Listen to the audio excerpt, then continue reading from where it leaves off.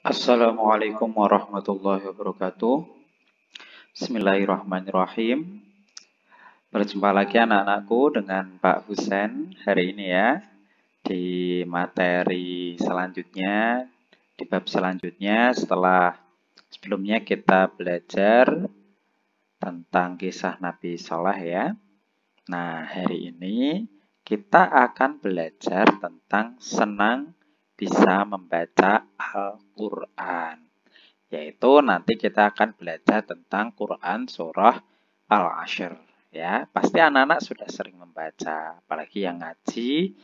Kemudian kalau ada yang ikut TPQ atau Madin biasanya dibaca ketika selesai pembelajaran. Ya, nanti kita pelajari itu, anak-anak nanti juga membaca, nanti juga menulisnya supaya nanti anak-anak mengerti tentang surah Al-Ashr.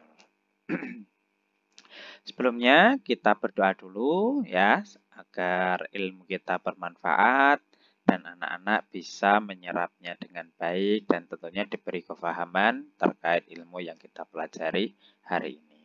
Tangannya diangkat. A'udzubillahi minasyaitonirrajim. Bismillahirrahmanirrahim. Raditu billahi rabba wa bil islami dina wa bi Muhammadin nabiyya wa rasula. Rabbi zidni ilma warzuqni fahma. Amin ya rabbal alamin. Nah, sudah berdoa, sekarang kita masuk pada Quran surah Al-Ashr. Kita baca bersama-sama ya, anak-anak juga menirukan. A'udzu billahi minasyaitonir rajim. Bismillahirrahmanirrahim. Wal asri innal insana lafi khusrin illalladzina amanu wa amilus sholihati wa tawashaw bil haqqi wa tawashaw bis sabr.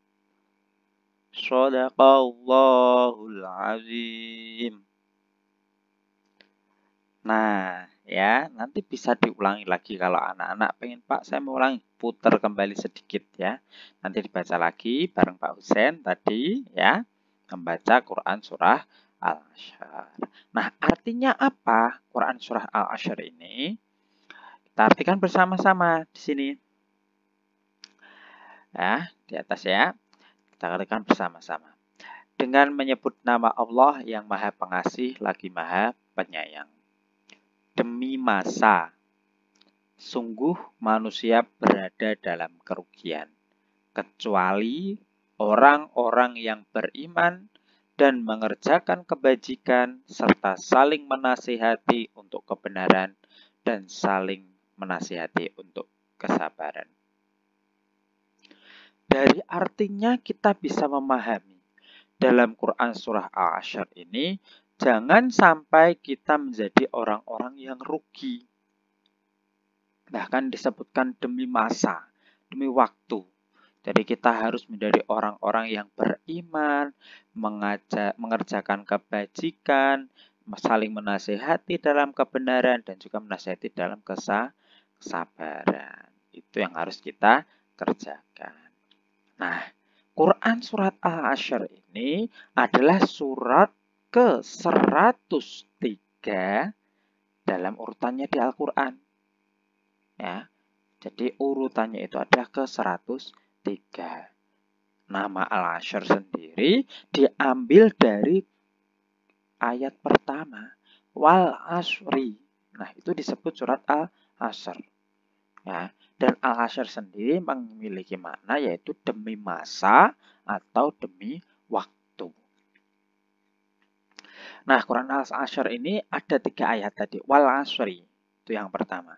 Innal insana lafi khusr, itu yang kedua. Nah, tapi itu dibebaskan ya, karena apa namanya? Nanti ada terusannya.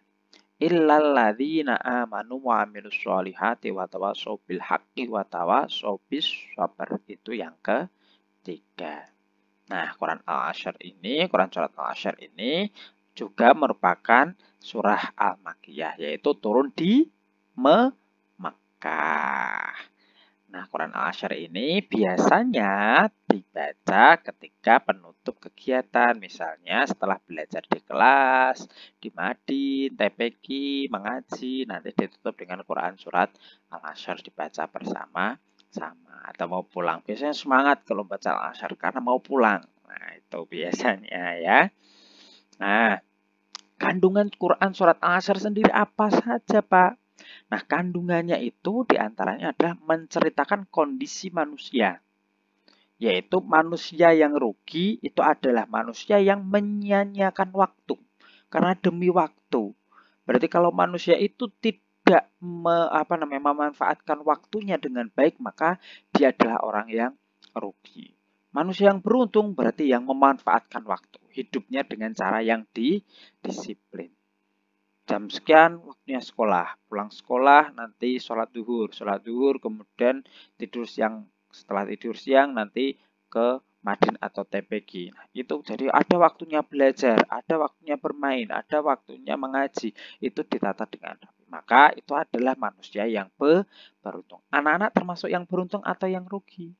Kalau anak-anak tidak disiplin, berarti anak-anak termasuk yang rugi. Makanya harus dari sekarang mulai menjadi anak manusia yang disiplin.